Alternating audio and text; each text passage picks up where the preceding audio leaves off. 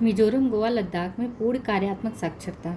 उल्लास कार्यक्रम के तहत पहला राज्य मिजोरम, दूसरा राज्य गोवा है और तीसरा राज्य त्रिपुरा है। अगर पहला यूटीज पूछेगा तो लद्दाख है, और क्रम अगर राज्य यूपी ओवरऑल पूछेगा तो पहले नंबर पे लद्दाख आता है, फिर सेकंड नंबर पे मिजोरम आएगा। केरल 100% साक्षरता प्राप्त कर चुका है 1990 के ही दशक में। संविधान हत्या दिवस 25 जून को मनाया जाता है। हैदराबाद मुक्ति दिवस 17 सितंबर को। देश का सबसे बड़ा ऑटोमोबाइल गति शक्ति multi modal cargo terminal Haryana के गुरुग्राम में स्थित Maruti Suzuki India limited Manesar संयंत्र में स्थापित किया गया। उद्घाटन किसने किया, याद रखना है। इसका उद्घाटन रेल मंत्री अश्विनी वैष्णव ने किया है। रेल मंत्री अश्विनी वैष्णव ने किया है। एयर इंडिया ड्रीम लाइन विमान दुर्घटना जो हुआ था, क्या नाम था, एयर इंडिया फ्लाइट A171। 142 लोग मर गए थे, 142 लोग टोटल थे, 241 लोग की मृत्यु हो गई थी, एक जीवित बचे थे, विश्वास कुमार रमेश, और बीजे मेडिकल कॉलेज पे गिरा था। बीजे मेडिकल कॉलेज हॉस्पिटल था ये, ठीक है। केंद्र सरकार ने दी जाति जनगणना की अनुमति, यानी इसके पहले कब हुआ था, 1931 में हुआ था, 1931 के बाद अब होगा। 2027 जातियों गणना का निर्णय लिया गया। 2027 में 2 चरणों में होगा। हिमालयी क्षेत्रों में 1 अक्टूबर 2026 से 1 अक्टूबर 2026 से और बाकी 1 मार्च 2027 से बाकी एरिया में। चिनाब रेल पुल विश्व का सर्वाधिक ऊंचा रेलवे ब्रिज कौन सा है? आर्च ब्रिज है। कहाँ पे है? रियासी जिला जम्मू कश्मीर में है। किस नदी पे बना है? चिनाब नदी पे बनाया गया। ऊंचाई है 359 मीटर है, लंबाई 1315 मीटर है। मोदी जी ने इसका उद्घाटन कब किया? तो 6 जून 2025 को किया। इसका उद्घाटन 6 जून 2025 को कोंकण रेलवे कॉर्पोरेशन IIT और DRDO ने मिल के सहयोग से निर्मित हुआ है। Konkan railway corporation IIT DRDO के सहयोग से, और इसकी आधारशिला 2003 में अटल बिहारी वाजपेयी के समय रखी गई थी। इसी दिन मोदी जी ने पहले केबल स्टे रेलवे अंची ब्रिज का भी उद्घाटन किया था। घाटमपुर ताप विद्युत परियोजना इकाई 1 स्थापित हो रही यूपी के कानपुर में। ये कोयला आधारित सुपर क्रिटिकल बिजली संयंत्र है। इसको विकसित किया है NLC इंडिया लिमिटेड। राज्य सरकार अप्रूवल उनका हिस्सेदारी 49% है। NLC इंडिया लिमिटेड की 51% हिस्सेदारी। 75% बिजली यूपी यूज करेगा, 25 असम को आवंटित कर रहा है। कोयला का आपूर्ति कहाँ से करेगा? तो झारखंड के दुमका जिला में पचवारा साउथ कोल ब्लॉक से आपूर्ति कर रहा है। लोक माता देवी अहिल्याबाई महिला सशक्तिकरण महासम्मेलन 31 मई 2025 को मनाया गया। इनकी 300वीं जयंती पे कहाँ मनाया गया? भोपाल मनाया गया। मोदी जी ने भाग लिया था। यस, स्मारक डाक टिकट इसी दिन 300 रुपये का जारी किया गया। और किस जनजाति महिला को प्रदान किया गया पुरस्कार? जयमती कश्यप। आगे चलते हैं। पहलगाम में जो हमला हुआ था, अनंतनाग जिला था जम्मू कश्मीर का, कौन सी घाटी थी? बैरसन घाटी थी। 26 लोग की मृत्यु हुई थी। ऑपरेशन सिंदूर चलाया गया था। 6 से 7 मई 2025 को 9 लक्ष्य स्थलों पर प्रहार किया गया। यूपी में सेमीकंडक्टर यूनिट की स्थापना हो रही। कहाँ पे हो रही है? ये 6ठी सेमीकंडक्टर यूनिट है, यानी 3 गुजरात के साड़ंद में, 1 गुजरात के धोलेरा में, 1 असम के मोरी गांव में, और ये 6वीं कहाँ लग रही है? यूपी के नोएडा में, ठीक है। इसका विकास LCL प्लस ताइवान की फॉक्सकॉन के द्वारा मिलकर किया जा रहा है। जन सुरक्षा योजना के 10 वर्ष पूरे हो गए। 9 मई 2015 को स्टार्ट किया गया था, जिसे प्रधानमंत्री जीवन ज्योति योजना। ये किसी भी कारण अगर मृत्यु हो जाती है तो जीवन बीमा कवर किया गया है। इसमें प्रधानमंत्री सुरक्षा बीमा, दुर्घटना से अगर मृत्यु हो जाती है तो इसके तहत ये 2 लाख तक बीमा राशि है इसकी। और प्रधानमंत्री जीवन ज्योति योजना में भी 2 लाख तक की कवर है। अटल पेंशन योजना असंगठित क्षेत्र के श्रमिकों पर केंद्रित पेंशन योजना, ये पेंशन के लिए बनाया गया है, ठीक है, जो असंगठित क्षेत्र के लोग हैं। अब प्रधानमंत्री जीवन ज्योति योजना का अगर ये देखें तो 18 से 50 वर्ष आयु, याद रखना 18 से 50 है। वहीं सुरक्षा बीमा योजना में 18 से 70 है। अटल पेंशन योजना में 18 से 40 है, ठीक है। प्रतिवर्ष प्रधानमंत्री जीवन ज्योति योजना में प्रतिवर्ष 436 रुपये जमा करना है। इसमें 20 रुपये, और इसमें 60 वर्ष पूर्ण होने पर 1000 से लेकर 5000 तक न्यूनतम पेंशन दी जाएगी। विश्व श्रम दृश्य मनोरंजन शिखर सम्मेलन क्या है? क्रिएटिव अथवा ऑरेंज इकोनॉमी इसको कहेंगे। ऑरेंज इकोनॉमी को गति प्रदान करने हेतु ये आयोजन किया गया था मुंबई में 1 से 4 मई को। महाराष्ट्र दिवस के अवसर पर सहयोग सूचना एवं प्रौद्योगिकी मंत्रालय प्लस महाराष्ट्र सरकार ने मिलकर किया। नई शिक्षा नीति और त्रिभाषा सूत्र विभाग 2020 में जो नई राष्ट्रीय शिक्षा नीति आई थी, अध्यक्षता कौन किए थे? कस्तूरी रंजन ये किए थे। वैश्विक ज्ञान महाशक्ति का लक्ष्य प्राप्त करना है 2040 तक, ये लक्ष्य था। आर्टिकल 120 में देख लेते हैं, संसद में प्रयोग किया करने वाली भाषा। 210 में है विधानमंडल में जो प्रयोग करती भाषा। आर्टिकल 120 में दिया है। 210 में विजिंगम अंतर्राष्ट्रीय डीप वाटर बहुउद्देशीय बंदरगाह। ये विजिंगम बंदरगाह कहाँ है? केरल के तिरुवनंतपुरम में है। ये पहला समर्पित डीप वाटर कंटेनर ट्रांसशिपमेंट बंदरगाह है। तो अगर पूछेगा कि भारत देश का पहला समर्पित डीप वाटर कंटेनर ट्रांसशिपमेंट बंदरगाह कौन सा है, तो वे झिंझम बंदरगाह है, जो कि केरल के तिरुवनंतपुरम में है, ठीक है। प्रारंभिक क्षमता इसका तो अभी 10 लाख TEU प्रति वर्ष है, बाकी इसका विस्तार किया जाएगा। डेवलपमेंट किया है इसका अदानी पोर्ट ने 2060 तक इसका वो देखेगा। भगवद गीता नाट्यशास्त्र को यूनेस्को के memory of the world record में शामिल किया गया है। अभी हाल ही में मेमोरी ऑफ द वर्ल्ड कार्यक्रम लॉन्च किया गया है। फ्रांस पेरिस में बैठक हुई है जिसमें 74 न्यू ऐड किए गए हैं, टोटल 74। अब टोटल कितने हो गए? 570, लेकिन इंडिया में टोटल 11 हो गया है। इन दोनों को ऐड होने के बाद टोटल कितना हो गया? 11। इंडिया में 11 हो गया। पहला भगवद गीता और नाट्यशास्त्र को ऐड किया गया। तो भगवद गीता में 700 श्लोक और 18 अध्याय हैं। ये महाभारत का छठा खंड है। भीष्म पूरे अध्याय 23 से 40 का हिस्सा है। महर्षि वेदव्यास द्वारा संकलित है। भगवद गीता संस्कृत में है। नाट्यशास्त्र भरत मुनि ने इसकी रचना की, ये भी संस्कृत में। इसमें 36,000 श्लोक हैं। ठीक है। आंध्र प्रदेश में अनुसूचित जनजातियों की उपवर्गीकरण को मंजूरी दे दी गई। तो कहाँ पे अनुसूचित जनजातियों की उपवर्गीकरण को मंजूरी दे दी गई? आंध्र प्रदेश में। और इसीलिए जो समिति बनी थी उसके अध्यक्ष रंजन मिश्रा थे। पट्टेद्दा चंचू साड़ी को GI टैग मिला, कर्नाटक के गडक जिले का है। सारथी GI टैग यूपी, फिर तमिलनाडु, फिर कर्नाटक है। पंचायती राज सूचकांक, उन्नति सूचकांक, ये राज्य पंचायती राज मंत्रालय ने जारी किया। 9 विषयों के प्रदर्शन पर आधार पर ये जारी किया गया है। पूर्ण लक्ष्य प्राप्तकर्ता में कोई नहीं आया है। अग्रणी में गुजरात है, तेलंगाना है, त्रिपुरा है। वहीं बेहतर प्रदर्शन में गुजरात और तेलंगाना के बीच में महाराष्ट्र को रख देंगे, तो गुजरात, महाराष्ट्र, तेलंगाना हो जाएगा। उसके बाद MP UP याद कर लेते हैं। यूपी के 3 ग्राम पंचायत ऐसे हैं जो अग्रणी, मतलब अग्रणी वाली श्रेणी में आए हैं। 3 ग्राम पंचायत हैं। और यूपी का कौन सा है जो सीट्स पे है? धनौरी ग्राम पंचायत। ओवरऑल सीट्स पे बर्नपुर ग्राम पंचायत तेलंगाना का है। इंडिया जस्टिस रिपोर्ट जारी करते हैं टाटा ट्रस्ट और अन्य मिलकर जारी करते हैं। पहली बार 2019 में जारी किया गया था। ये 4था संस्करण है। 4 आधार पर: पुलिस, न्यायपालिका, जेल, कारागार और कानूनी सहायता के आधार पर। जेल, कारागार वही सेम ही है। जेल या कारागार, पुलिस, न्यायपालिका, जेल या कारागार, कानूनी सहायता। बड़े राज्यों में कर्नाटक, आंध्र प्रदेश, तेलंगाना, केरल है। ठीक है। 5वें नंबर पे तमिलनाडु है। छोटे राज्यों में कौन है? सिक्किम है, हिमाचल प्रदेश, आंध्र प्रदेश है। भारत की सामाजिक सुरक्षा डाटा पुलिंग अभ्यास प्रथम चरण है। ये ठीक है, बहुत खास नहीं। राष्ट्रीय राजधानी क्षेत्र दिल्ली, विधानसभा चुनाव 2025। दिल्ली में जो वो 70 सीट है। दिल्ली में कितनी विधानसभा सीट है? 70 है। 12 सीट जो होता है SC के लिए रिजर्व है। भारतीय जनता पार्टी की जीत हुई 48 सीट पे। 45 से 56% वोट मिले हैं। रेखा गुप्ता CM बनी है। 9वीं CM है। महिला में देखा जाए तो 4थे नंबर की महिला है। शालीबाग क्षेत्र से चुनी गई है। विधानसभा विजेंद्र गुप्ता है वहाँ के। यूरोपीय आयोग के अध्यक्ष उर्सुला वॉन डेर लेयन अध्यक्ष के तौर पर यह 3री भारतीय दौरा था। भारत आए थे। प्रधानमंत्री की फ्रांस यात्रा फरवरी में हुआ था। ये इनका 6ठा दौरा था। और इसमें ये इम्पोर्टेंट है कि मार्सिले में संयुक्त रूप से भारतीय महावाणिज्यिक दूतावास खोला जाएगा। और मार्च 2026 में न्यू दिल्ली में भारत फ्रांस नवाचार वर्ष के उद्घाटन की भी घोषणा की गई। मार्च 2026 में न्यू दिल्ली में भारत फ्रांस नवाचार वर्ष। इसी अवसर पर फ्रांस ने मैंग्रोव अलायंस फॉर क्लाइमेट में शामिल होने का निर्णय लिया है। और ये मैंग्रोव अलायंस फॉर क्लाइमेट क्या है देख लेते हैं। COP27 में ये आया था। UAE प्लस इंडोनेशिया ने मिलकर, भारत भी इसमें शामिल है। लक्ष्य क्या था? 2030 तक 15 मिलियन हेक्टेयर मैंग्रोव स्थल को संरक्षित और बहाल करना है। उसके लिए जो होता है 4 बिलियन फंड जुटाना है। 54 है। ठीक है। मुल्ले पेरियार बांध विवाद ये किसके बीच में होता है? केरल के इडुक्की जिले में मुल्ला पेरियार बांध है। केरल के इडुक्की जिले में पेरियार नदी पर बना हुआ है। ये केरल और तमिलनाडु के बीच में इस समय विवाद चल रहा है। इसमें लीड्स रिपोर्ट देख लेते। केंद्रीय वाणिज्य एवं उद्योग मंत्री पीयूष गोयल द्वारा जारी किया जाता है। 6ठा संस्करण है ये।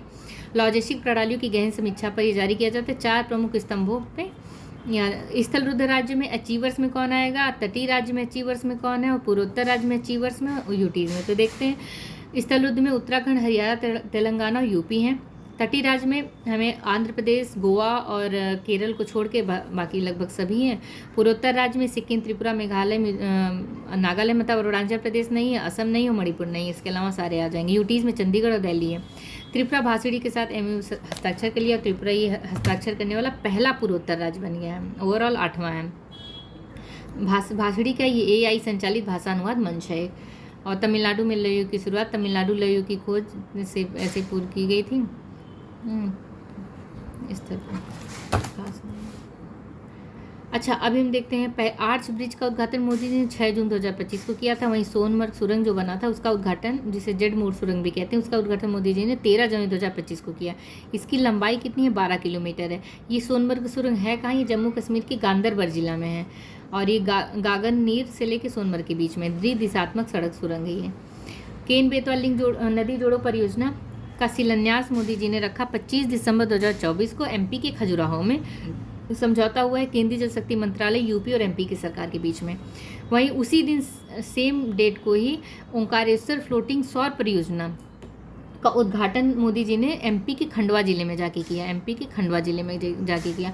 तो 25 दिसंबर ही 2024 को एमपी के खंडवा जिले में जहां इसका उद्घाटन किया पार्क को, वहीं एमपी के खजुराहो में इस केन बेतवा नदी जोड़ो राष्ट्रीय परियोजना का शिलान्यास किए। ये जो परियोजना है इसकी क्षमता पूछेगा तो 90 मेगावाट है ना, और जिस पार्क में इसको विकसित किया जा रहा है उस पार्क की क्षमता 600 मेगावाट है। पार्क का नाम क्या है? Floating solar park. तो फ्लोटिंग सोलर पार्क भारत में स्थित सबसे बड़ा फ्लोटिंग सोलर पार्क है, क्षमता 600 मेगावाट। यहीं पे स्थित है ओंकारेश्वर फ्लोटिंग सौर परियोजना जिसकी क्षमता 90 मेगावाट होगी। उसके बाद जलवाहक देख लेते हैं। अंतर्देशीय जल में कार्गो योजना। वर्तमान में अंतर्देशीय जल परिवहन की हिस्सेदारी मात्र 2% है, उसी को बढ़ावा देने के लिए स्टार्ट किया गया है। इसका उद्देश्य जलमार्गों के माध्यम से कार्गो परिवहन बढ़ावा देना। राष्ट्रीय जलमार्ग 1, 2 और 16 जारी किया गया है। 1 गंगा नदी पे, 2 ब्रह्मपुत्र नदी पे, 16 बराक नदी पे। उसके तहत MV-AAI, MV Homi Bhabha, MV त्रिशूल मालवाहक पोतों को रवाना किया गया है। मसाली भारत का पहला सीमावर्ती सौर गाँव बन गया है। सीमावर्ती सौर गाँव पहला पूछेगा तो मसाली कहाँ पे है? गुजरात में है। मसाली मोढेरा और ओवरऑल पूछेगा तो मसाली मोढेरा के पश्चात गुजरात का दूसरा सौर गांव बन गया है। मोढेरा भारत का 24 घंटे सौर ऊर्जा संचालित करने वाला गांव घोषित किया गया था पहले। महाकुंभ देख लेते। 13 जनवरी से लेकर 26 फरवरी तक लगता है। 13 जनवरी से 26 फरवरी तक 66 करोड़ श्रद्धालु शामिल हुए थे। कुछ रिकॉर्ड बने थे, जैसे 329 कर्मचारियों द्वारा एक साथ गंगा की सफाई की गई थी। 10-2 लोगों के द्वारा 10,102 लोगों के द्वारा बनाई गई विश्व की सबसे बड़ी हाथों की पेंटिंग। योगी द्वारा महाकुंभ नगर में बौद्ध महाकुंभ यात्रा का आयोजन। डुप्लीकेट मतदाता पहचान पत्र विवाद और संवैधानिक दर्जा।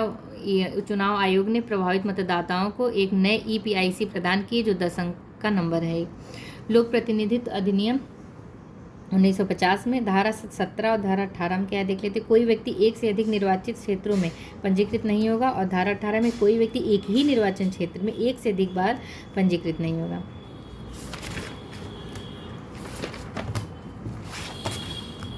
एक राष्ट्र एक चुनाव। 18 सितंबर 2024 को PM अध्यक्षता में मंजूरी मिली थी। इसमें आर्टिकल 83 में और आर्टिकल 172 में संशोधन किया गया और 82 क्लॉज ए आर्टिकल को ऐड किया गया है। 8 सदस्य थे। अध्यक्षता रामनाथ कोविंद किए थे। गठन हुआ था 2 सितंबर 2023 को। इसका गठन कब हुआ था? 2 सितंबर 2023 को हुआ था। और ये इसकी सिफारिश की गई थी, एक साथ चुनाव कराने की सिफारिश विधि आयोग की 170वीं रिपोर्ट में की गई थी। विधि आयोग की 170वीं रिपोर्ट में की गई। स्वच्छ वायु सर्वेक्षण 2024, ठीक है। तो पर्यावरण, वन एवं जलवायु परिवर्तन मंत्रालय ने राष्ट्रीय स्वच्छ वायु कार्यक्रम 2019 में लॉन्च किया गया था। एयर क्वालिटी के आधार पर 130 शहरों को लक्षित किया गया है। 7 सितंबर 2024 को, जिस दिन स्वच्छ वायु का अंतर्राष्ट्रीय दिवस मनाया जाता है, उसी अवसर पर जयपुर से ये इसकी घोषणा की गई, इसके रिजल्ट की। तो जिसमें श्रेणी 1 में आएंगे 10 लाख से अधिक जनसंख्या वाले शहर, जिसमें टॉप पे है सूरत, जबलपुर, आगरा, उसके बाद लखनऊ और कानपुर। श्रेणी 2 में आएगा यूपी का ही फिरोजाबाद, फिर एक अमरावती को छोड़ दे तो फिर यूपी के ही झांसी और यूपी का गोरखपुर आ गया। तो फिरोजाबाद, अमरावती, झांसी और गोरखपुर। और श्रेणी 3 में यानी 3 लाख से जो कम है जहाँ की जनसंख्या, रायबरेली पहले नंबर पे, फिर नलकोंडा तेलंगाना का, उसके बाद नालागढ़ यूपी का, हिमाचल प्रदेश का नालागढ़। तो रायबरेली, नलकोंडा और नालागढ़। यूपी का ही अगर रैंकिंग पूछेगा तो श्रेणी 1 वाले में आगरा, लखनऊ, कानपुर, वाराणसी, गाजियाबाद। श्रेणी 2 में फिरोजाबाद, झांसी, गोरखपुर, नोएडा और मुरादाबाद आएगा। श्रेणी 3 में रायबरेली, अनपरा, खुर्जा। बाधन पत्तन क्या है? कुल 13 महापत्तन केंद्र सरकार के स्वामित्व में है। महाराष्ट्र के पालघर जिले में ये स्थापित किया गया। जवाहर नेहरू पोर्ट अथॉरिटी और महाराष्ट्र मैत्री भारत के द्वारा मिलकर इसका गठन किया गया है। इसकी हिस्सेदारी 26% है और जवाहर नेहरू पोर्ट अथॉरिटी की हिस्सेदारी 74% है। PM आशा योजना 2018 में लागू किया था। बजट 2018 में लागू किया गया था। उद्देश्य क्या है? किसानों की उपज का लाभकारी मूल्य प्रदान करना। जो किसानों की उपज का लाभकारी मूल्य प्रदान करने के लिए ये स्टार्ट की गई थी। इसके अंतर्गत कुछ योजनाएं और जारी रखने की अनुमति थी, ठीक है। प्रधानमंत्री जनजाति उन्नत ग्राम अभियान, ये बजट 2024-25 में घोषणा इसका किया गया था। 30 राज्यों या यूटीज से लगभग 549 जिलों और 63,000 गाँव में इसमें शामिल किया गया। 5 करोड़ एसटी को लाभ मिलेगा और स्वदेश दर्शन के तहत उनके एरियाज़ में 1000 गृह प्रवासों को बढ़ावा दिया जा रहा है, जिससे जनजातीय क्षेत्रों में जिससे टूरिज्म को वहाँ बढ़ावा मिलेगा, उनकी आय का साधन निश्चित होगा। पूर्ण कवरेज सुनिश्चित किया गया है एसटी परिवारों के। 23वां विधि आयोग कौन है? 1 सितंबर से मंजूरी दे दी गई है मुर्मू के द्वारा 3 साल के लिए, 1 सितंबर 2024 से 31 अगस्त 2027 तक के लिए। 1 सितंबर 2024 से 31 अगस्त 2027 के लिए अध्यक्ष कौन है? दिनेश माहेश्वरी अध्यक्ष हैं। उत्तराखंड सकल पर्यावरण उत्पादन सूचकांक लॉन्च करने वाला पहला राज्य बन गया है। उद्देश्य पारिस्थितिकी को अर्थव्यवस्था से जोड़ना।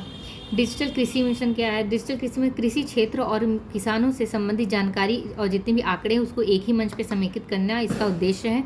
इसके तहत एग्री स्टैक और कृषि निर्णय 2 चीज़ें स्टार्ट की गई। एग्री स्टैक एक किसान के लिए एक पहचान आईडी होगी और कृषि निर्णय ये होगा सहायता प्रणाली, जैसे फसल हो गया, मिट्टी, मौसम संबंधी जो भी जानकारी एक प्लेटफॉर्म पे प्रदान की जाएगी उनकी सुविधा के लिए।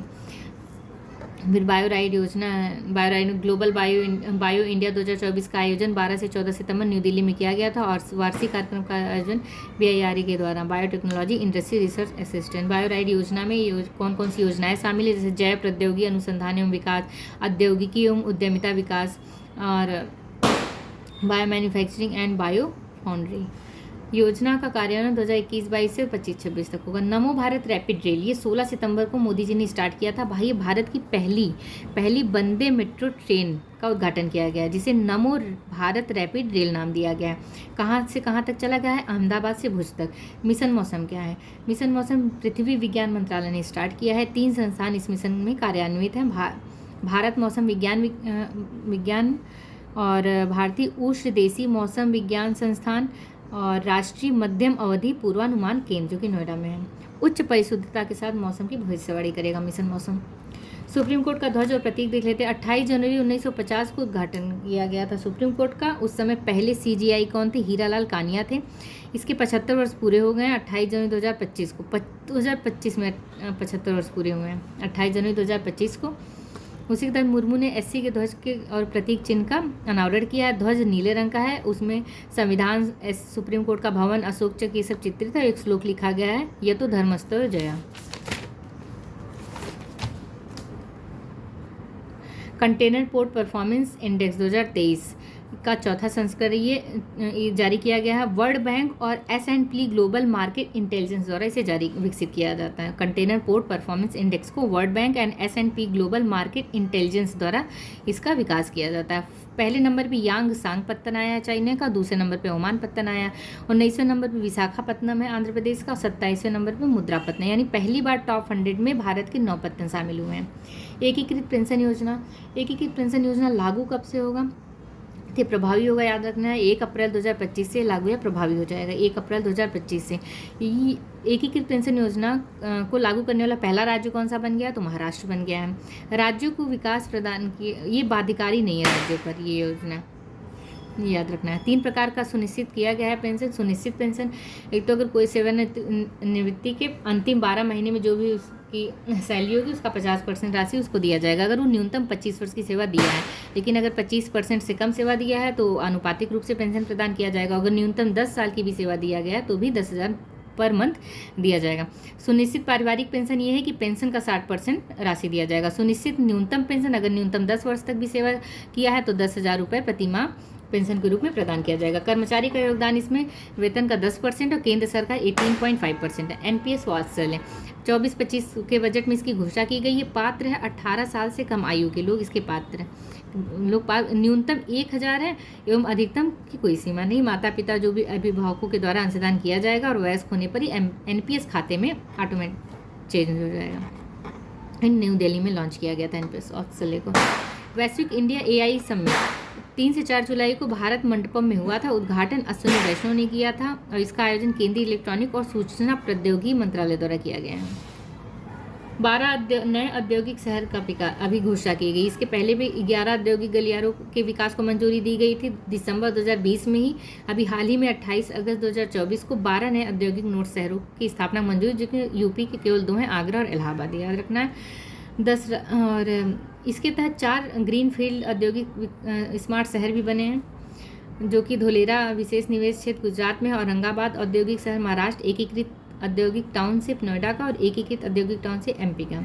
NIRF इंडिया रैंकिंग देखते हैं शिक्षा मंत्री द्वारा जारी किया गया है। धर्मेंद्र 9वां संस्करण है ये 8 श्रेणियों में और 3 इस बार न्यू ऐड हुए हैं। न्यू कौन कौन से ऐड हुए हैं, पहले न्यू वाला देख लेते हैं। न्यू स्किल यूनिवर्सिटी जिसमें टॉप किया है सिम्बियोसिस पुणे महाराष्ट्र का, ओपन वाले में इग्नू है और राज्य वाले में अन्ना विश्वविद्यालय चेन्नई में जो स्थित है वो टॉप पे आया है। ओवरऑल देखेंगे तो ओवरऑल में IIT मद्रास है, फिर बेंगलुरु है, फिर बॉम्बे है और 5वें नंबर पे IIT कानपुर आया है। यूनिवर्सिटी स्टडी में ISC बेंगलुरु है, कॉलेज स्टडी में हिंदू कॉलेज, नवाचार में IIT बॉम्बे है।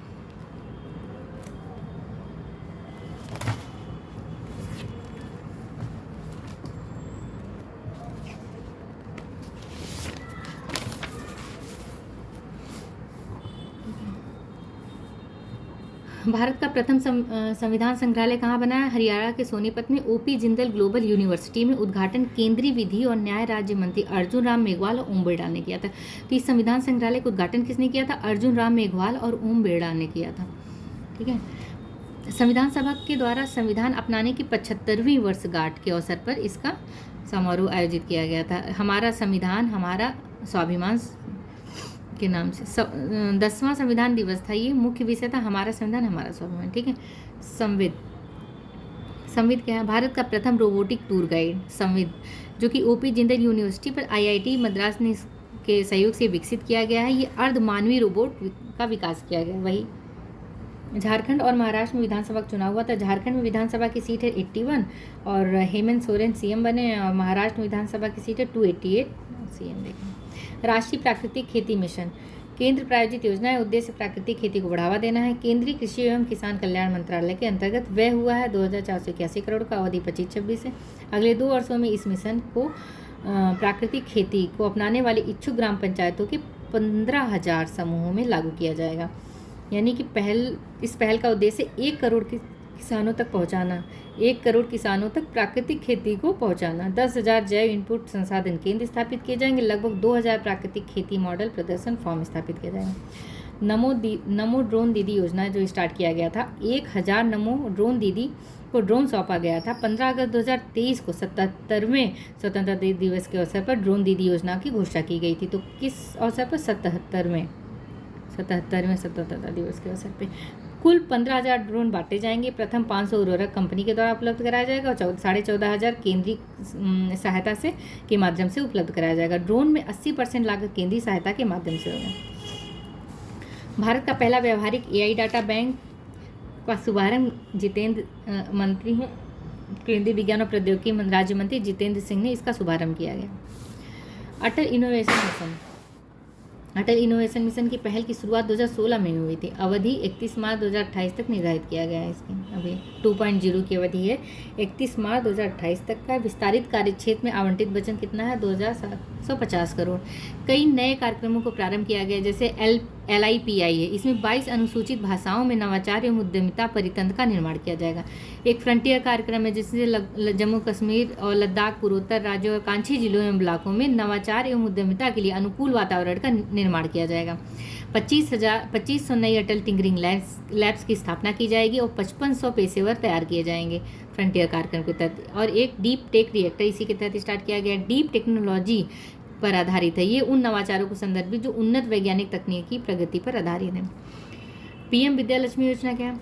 मेधावी विद्यार्थियों को उच्चतम शिक्षा वित्तीय सहायता दिया जाएगा। उच्च शिक्षा प्राधिकरण यानी NIRF रैंकिंग के तहत ओवरऑल जितने भी टॉप 100 संस्थान में अगर एडमिशन लेना है या राज्यों का 101 से लेके 200 तक रैंक प्राप्त संस्थान और केंद्र सरकार द्वारा प्रशासित सभी संस्थान में एडमिशन लेने के लिए वित्तीय सहायता देगी सरकार।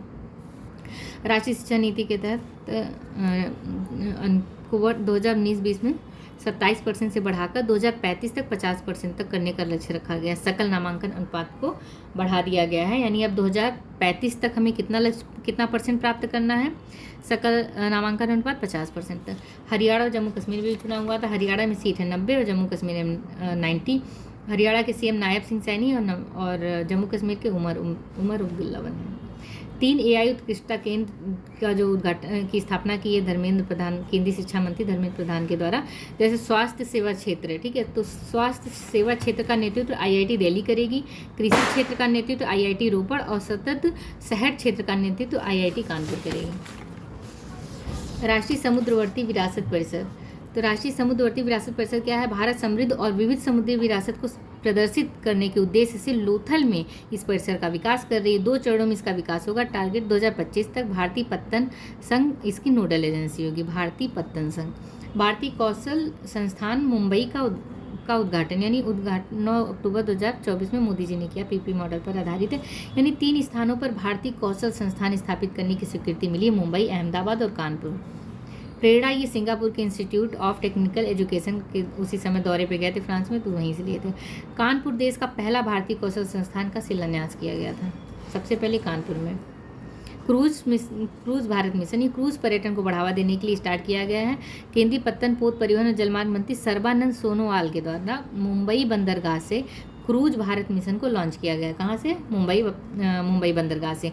ये क्रूज पोत एम्प्रेस पर सवार होकर मिशन को लॉन्च किया गया। 5 वर्ष यानी 2029 तक क्रूज यात्री यातायात को दुगना करने का लक्ष्य रखा गया। तो टारगेट कब तक रखा है दुगना करने का? क्रूज यात्री के यातायात को 2029 तक का लक्ष्य रखा गया। गलाथिया की खाड़ी पत्तन, ये ग्रेट निकोबार अंडमान निकोबार द्वीप समूह में है। ये 13वां महापत्तन बन गया है। चरण 1 का टारगेट है 2028 तक पूरा होगा। और